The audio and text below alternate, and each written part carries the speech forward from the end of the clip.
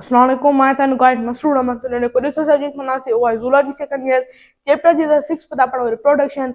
अज असां कुछ टर्मिनोलॉजीज आहिनि जीअं आहे कंसेप्शन। कंसेप्शन ठीक है।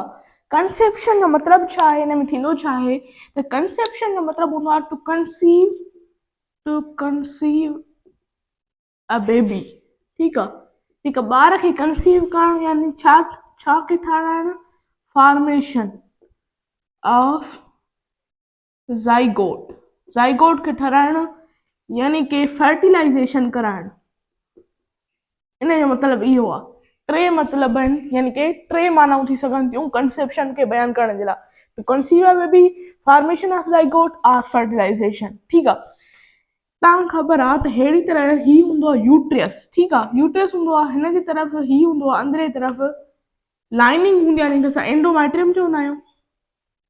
ऐं हीअ जेका हूंदी आहे हिनखे मायोमेट्रियम चवंदा आहियूं। मायोमेट्रियम जेका हूंदी आहे उहा स्मूथ मसल जी ठहियल हूंदी आहे,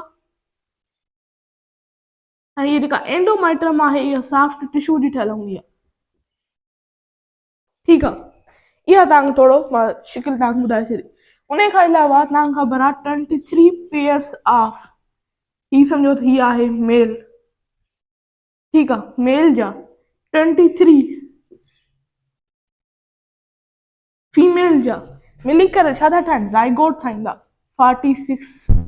ज़ाइगोट खे पैदा कंदा। ज़ाइगोट में हिकिड़ो प्रोसेस थींदो आहे, हिन जे अंदरि हिकिड़ो प्रोसेस थींदो आहे, उन प्रोसेस खे चइबो आहे डिवीजन। ठीकु आहे। डिवीजन जो प्रोसेस थींदो आहे, ऐं डिवीजन बि कहिड़ी थींदी आहे, माइटोटिकली थींदी आहे। माइटोटिकली यानी माइटोसिस वारी डिवीजन थींदी आहे। ऐं तव्हांखे ख़बर आहे माइटोसिस वारी डिवीजन में छा थींदो आहे, नो रिडक्शन, रिडक्शन न थींदी आहे। नो रिडक्शन ऑफ क्रोमोसोम। हिन में जेके सेल्स आहिनि उहे डिवाइड थींदा, रीडिवाइड थींदा, अरेंज थींदा, रीअरेंज थींदा ऐं इंक्रीज थींदा नंबर में। हाणे ही जेको आहे ज़ाइगोट, ठीकु आहे, ही ज़ाइगोट आहे। हिन जे अंदरि छा थींदो, डिवीजन थींदी। फर्स्ट जेका थींदी उहा लॉन्गिट्यूडिनल थींदी।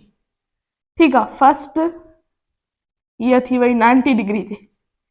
सेकंड बि कहिड़ी थींदी, 90 डिग्री ते थींदी। त मां तव्हांजो लिखां, सेकंड जेका थी उहा 90 डिग्री ते थी, पर जेका थर्ड थींदी उहा 180 डिग्री ते थींदी, यानी कि अहिड़ी तरह। हाणे ॾिसो त केतिरा केतिरा पार्ट्स थी विया, कहिड़ा कहिड़ा पार्ट्स थिया, 1 2 3 4 5 6 7। असांजा 7 थिया, पर टोटल जेके थींदा आहिनि उहे थींदा आहिनि 8 सेल डिवाइड थींदा आहिनि, अरेंज थींदा, रीअरेंज थींदा ऐं इंक्रीज थींदा नंबर में। त असां इन्हनि खे जेके 8 सेल ठहिया हिकिड़े ई ज़ाइगोट मां, ईअं ई विराइजंदा वेंदा, 8 मां 16, 16 मां 32, 32 मां 64। असां इन्हनि खे चवंदा आहियूं ब्लास्टोमर्स। ब्लास्टोमर्स जेके आहिनि उहे बेसिक जर्म सेल्स खे चइबो आहे, हिन जी कंडीशन खे चइबो आहे ब्लास्टोसिस्ट। ठीकु आहे। What you mean by blastocyst तव्हां डिफाइन कीअं कंदव, ज़ाइगोट में छा थींदो आहे, हिकिड़ो प्रोसेस थींदो आहे डिवीजन जो प्रोसेस। केरु पुछे मियोटिकली डिवीजन थींदी या माइटोटिकली, तव्हां चवंदो माइटोटिकली।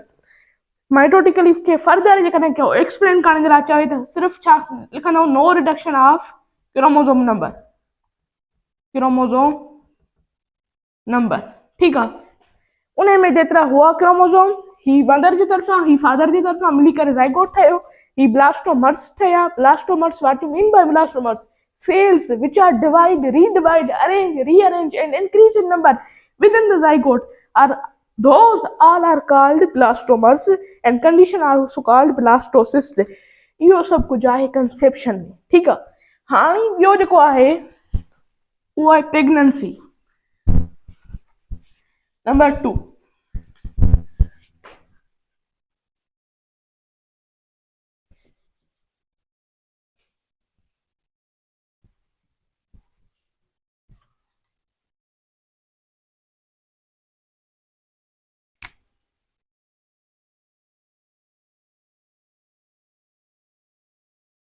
प्रेगनेंसी की डेफिनेशन छा थींदी। ठीकु आहे।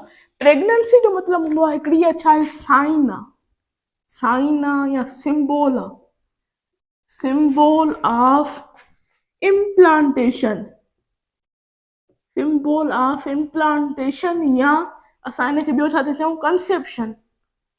हींअर पढ़ी आयासीं, ठीकु आहे। Sign or symbol of implantation or conception. हाणे असांखे ख़बर कीअं पए हीअ हिकिड़ी टेस्ट थींदी आहे, हिकिड़ी थींदी आहे सीरम प्रेगनेंसी टेस्ट या ॿी थींदी आहे urine pregnancy test, UPT and SPT, ठीकु आहे। पोइ असांखे ख़बर पवंदी आहे प्रेगनेंसी में थींदो छा आहे, ब्लास्टोसिस्ट,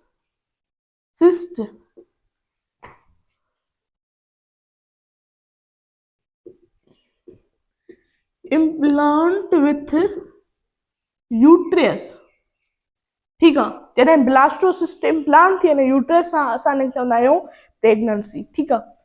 उन खां अलावा प्रेगनेंसी थी वई। नंबर 3 हाणे आहे इम्प्लांटेशन। इम्प्लांटेशन खे एक्सप्लेन करण जी एतिरी मूंखे ज़रूरत न आहे। इम्प्लांट जो मतिलबु छा हूंदो आहे, इम्प्लांट करण या फिक्स करण, fixation of blastocyst with the wall of uterus।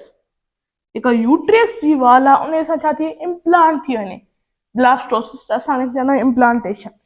Number 3 gestation. Gestation छा आहे, इहो हिकिड़ो छा आहे, टाइम पीरियड आहे, टाइम पीरियड ऑफ फीटस, ठीकु आहे। फीटस असां कीअं चवंदा आहियूं, इहो तव्हांखे मां फर्स्ट टाइम में ॿुधाए चुको हूंदुमि त फीटस असां कहिड़े मंथ जे बारे में चवंदा आहियूं। Time period of foetus in female uterus जेको स्टार्ट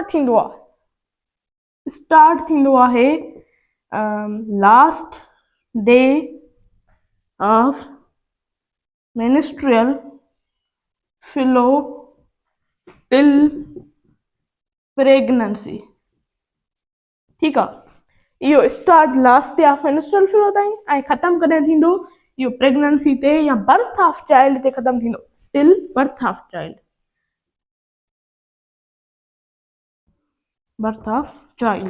जॾहिं ॿार जी जनम थी वञे त इहो थींदो। यूजुअली जेका हूंदो आहे 270 डेज़ जो थींदो आहे, या असां वीक्स में कयूं त 38 वीक्स, या मंथ में कयूं त 9 मंथ्स। इहो टाइम पीरियड हूंदो आहे जेको फीटस जेको आहे उहो uterus, female's uterus, mother's uterus जे अंदरि गुज़ारे ईंदो आहे, हेतिरा ॾींहं, हेतिरा महीना या हेतिरा हफ़्ता, ठीकु आहे। असांजे हाणे किताब में प्रेगनेंसी मतिलबु बर्थ जो ज़िक्र न आहे। बर्थ जो जेकॾहिं ज़िक्र हुजे हा त प्लासेंटा, उम्बिलिकल कॉर्ड जे बारे में मां सॼो तव्हांखे ॿुधायां, पर बर्थ जे बारे में कुझु ॾिए ई नथो, कंसेप्शन थो ॾिए, प्रेगनेंसी थो ॾिए, ठीकु आहे, इन्हनि जे बारे में ॿुधाए थो। सो मां तव्हांखे कुझु वधीक बि शयूं ॿुधाए छॾियमि। सो जेकॾहिं बर्थ हुजे हा त इनशाला ज़रूरु पढ़ो आहे, पर असांजो किताब एसि ताईं लिखे थो। हाणे आहिनि डिसऑर्डर ऑफ रिप्रोडक्टिव सिस्टम। अचो त ॿिन्ही जे अंदरि यानी कि मेल एंड फीमेल जे अंदरि अलॻि अलॻि सां डिसऑर्डर खे डिस्कस कयूं। Disorder of reproductive system, male disorder. Number 1 आहे इनफर्टिलिटी। इनफर्टिलिटी जी डेफिनेशन आहे अनएबल टू सेक्सुअली प्रोड्यूस, ठीकु आहे। मेल जे अंदरि इनफर्टिलिटी जा केतिरा ई काज़ थी सघनि था, ठीकु आहे। हिन में जेको मेजर काज़ हूंदो आहे उहो हूंदो आहे स्पर्म काउंट। असां कंदा आहियूं सीमन एनालाइसिस, उन में असां ॾिसंदा आहियूं स्पर्म काउंट, जेको तव्हांखे ख़बर आहे इजेक्टुलेशन में 200 to 300 मिलियन स्पर्म्स निकिरणु घुरिजनि, पर जेकॾहिं लेस देन 20 मिलियन निकिरनि था त असां उन कंडीशन खे चवंदा आहियूं ओलिगोस्पर्मिया। पर जेकॾहिं 0 स्पर्म निकिरनि था त that condition is called azoospermia. Means no, zoospermia, ठीकु आहे, means no sperm, oligo means few sperm. Ejaculation disorder, ठीकु आहे, इजैकुलेशन डिसऑर्डर बि थी सघनि था। उन में जेको आहे अचे थो इरेक्टाइल डिसफंक्शन ऐं ejaculation of semen not possible. Obstruction means जेको वास्ट डिफरेंस हूंदो आहे उन जी ब्लॉकेज थी वञे, ठीकु आहे।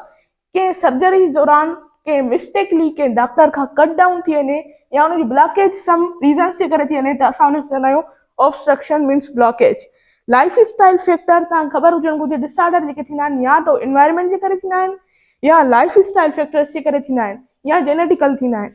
सो जेका लाइफ स्टाइल फैक्टर्स में ईंदा आहिनि, high use of alcohol, high use of drugs, ठीकु आहे, इहे लाइफ स्टाइल या हाई टेम्परेचर जे करे। ऐं तव्हांखे ख़बर आहे जेके स्पर्म्स हूंदा आहिनि उनखे 34 डिग्री सेंटीग्रेड जेको स्क्रोटम आहे उन में मिलंदो आहे।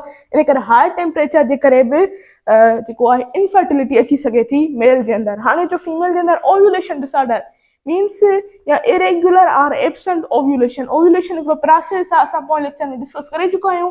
काज़िस हार्मोनल इम्बेलेंस या पॉलीसिस्टिक ओवरी सिंड्रोम थी सघे थो, ठीकु आहे, अहिड़ा थी सघंदा हार्मोन इम्बेलेंस, ईस्ट्रोजन आहे, प्रोजेस्टेरोन आहे, वग़ैरह वग़ैरह। यूटीराइन आहे सर्विकल इश्यूज़, यूटीराइन यानी यूट्रस या सर्विक्स में जेको आहे मसइला थी सघनि था, यानी कि कीअं गेप नेरो थी वियो सर्विक्स जो, ठीकु आहे, सर्विक्स कहिड़ी तरह हूंदी आहे, अहिड़ी तरह हूंदी आहे, ये जेका सर्विक्स आहे इन जो गेप जेको आहे इहो नेरो थी वञे त इन जे लाइ इशू थी सघे थो। यूटीराइन यानी यूट्रस जे अंदरि जेको यूट्रस आहे जे अंदरि लाइनिंग में या ॿिए किथे मसइलो थी सघे थो। Fallopian tube blockage, fallopian tube means जेका ओवीडक्ट आहे, ओवीडक्ट तव्हांखे ख़बर आहे साइट ऑफ फर्टिलाइज़ेशन हूंदी आहे, ऐं जेकॾहिं उहा ब्लॉक थी वञे त फर्टिलाइज़ेशन अकर न थींदी आहे, इनफर्टिलिटी अची वेंदी। एंडोमाइटोसिस, एंडोमाइटोसिस is a condition in which the lining which are present, normally present inside the ovary, that is called endomitosis, they develop outside the ovary, ठीक है, वो आउटसाइड जेका ओवरी आहे उहा प्रोड्यूस थी वञे, इनसाइड जे अलावा असां उनखे एंडोमाइटोसिस चवंदा आहियूं। इहा बि इनफर्टिलिटी जो हिकिड़ो काज़ आहे। एज रिलेटेड तव्हांखे मां हिकिड़ी कंडीशन ॿुधाई आहे, मीनोपॉज, इन जे दौरान थींदो आहे, ठीकु आहे। ऐं ॿिया जेके असांजो कुझु टर्म्स लिखियल आहिनि असां उन्हनि ते फोकस कंदासीं।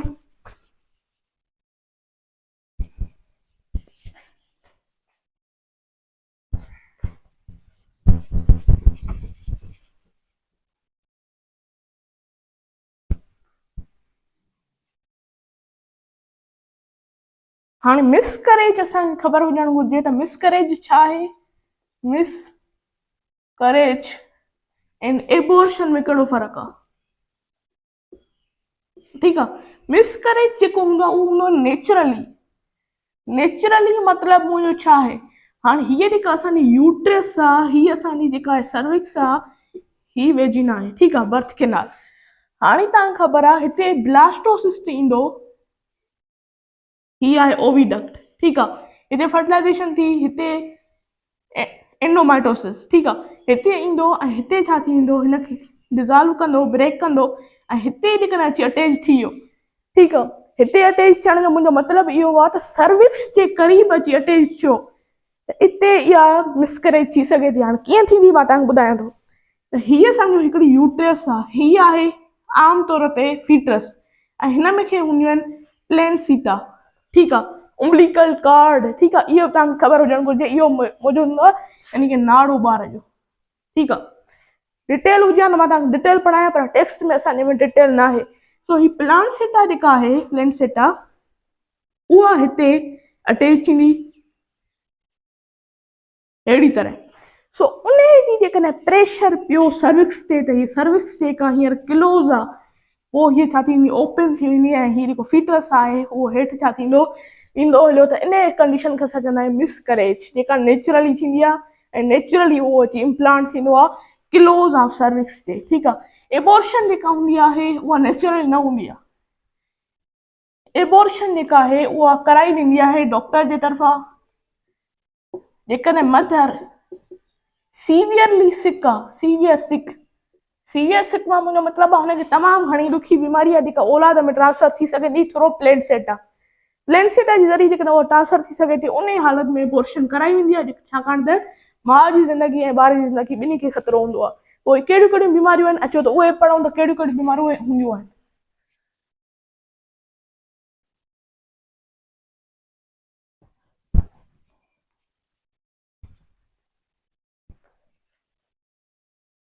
नंबर 1 जेका आहे उहा आहे गोनोरिया। गोनोरिया हिकिड़ी डिज़ीज़ आहे जेका छा आहे, सेक्शुअली ट्रांसमिटेड डिज़ीज़ आहे, sexually transmitted disease, sexually transmitted disease आहे। उन खां अलावा हीअ जेको हूंदो आहे हिकिड़ो बैक्टीरिया काज़ कराईंदो आहे, काज़ छा आहे, हिकिड़ो बैक्टीरिया आहे, जंहिंखे असां चवंदा आहियूं नाइज़ेरी गोनोरिया। ऐं उन खां अलावा हिन में हिकिड़ी ट्रीटमेंट हिकिड़ी हूंदी आहे, जेको बि स्पेशलिस्ट हूंदो आहे उहो ॾींदो आहे एंटीबायोटिक। एंटीबायोटिक सां ही जेके सेक्शुअली ट्रांसमिटेड डिज़ीज़ STD जेके डिज़ीज़ आहिनि, STD सेक्शुअली ट्रांसमिटेड डिज़ीज़, उहे एंटीबायोटिक सां ई ठीकु थी सघंदियूं आहिनि। त हिन जे दौरान सिम्टम्स कहिड़ा कहिड़ा हूंदा आहिनि? सीवियर पेन या बर्निंग थींदी आहे, सेंसेशन थींदी आहे ड्यूरिंग यूराइनेशन। उन खां अलावा पेन थींदो आहे, पस थींदो आहे, ठीकु आहे, यूराइनेशन जे दौरान। इहा आहे गोनोरी। नंबर 2 आहे साइफिलिस। साइफिलिस जेका हिकिड़ी सेक्शुअली ट्रांसमिटेड डिज़ीज़ आहे, STD आहे। हिन खे बि एंटीबायोटिक सां ठीकु करे सघिजे थो। नर्वस जेको सिस्टम आहे, इनखे डिस्टर्ब कंदी आहे या कार्डियोवस्कुलर डिसऑर्डर खे आणींदी आहे जिस्म जे अंदरि साइफिलिस खे बि एंटीबायोटिक सां ठीकु करे वेंदो आहे। नंबर 3 जेको आहे, हिनखे बि हिकिड़ो बैक्टीरिया काज़ कराईंदो आहे, जंहिंखे असां चवंदा आहियूं ट्रिपोनीमा pallidum. Treponema pallidum is a bacteria that cause the syphilis, which are sexually transmitted disease, which are treated with antibiotic, consulting with doctor or specialist. Number 3, AIDS. Acquired immunodeficiency syndrome, हिनखे हिकिड़ो virus काज़ कराईंदो आहे। Virus जो नालो हूंदो आहे HIV, human immunodeficiency virus. केतिरियूं बीमारियूं हुन सां काज़ थींदियूं आहिनि ऐं सीवियर तमामु घणी ॾुखी बीमारी आहे एड्स। ठीकु आहे, त असांजो रिप्रोडक्शन वारो चैप्टर ख़तमु थियो। उन खां अलावा असांजो ज़ूलॉजी जो जेको कोर्स हो 2026 जेका MDK टेस्ट आहे या एग्ज़ाम वग़ैरह थींदा, उन जे हिसाब सां असां पंहिंजो ज़ूलॉजी जा जेके चैप्टर्स हुआ कवर करे वरितासीं। जेकॾहिं तव्हां अञा ताईं उहे प्लेलिस्ट न ॾिठियूं आहिनि त मुंहिंजे यूट्यूब चैनल ते उहे प्लेलिस्ट मौजूदु आहिनि, तव्हां क्लिक करे सभु चैप्टर कवर करे सघो था। अञा बि टाइम आहे, अञा टाइम वियो न आहे, तो जल्द खां जल्द कवर कयो, छाकाणि एग्ज़ाम जेके आहिनि मार्च या अप्रैल में थींदा। उन खां अलावा MDK में तव्हांखे सेकेंड ईयर तमामु घणी इंपॉर्टेंट आहे, ज़ूलॉजी तमामु घणी इंपॉर्टेंट आहे। जेकॾहिं मुंहिंजो तव्हांखे लेक्चर पसंदि आयो, मुंहिंजे लेक्चर खे ज़रूरु लाइक कयो, मुंहिंजे चैनल खे ज़रूरु सब्सक्राइब कयो। अल्लाह हाफ़िज़।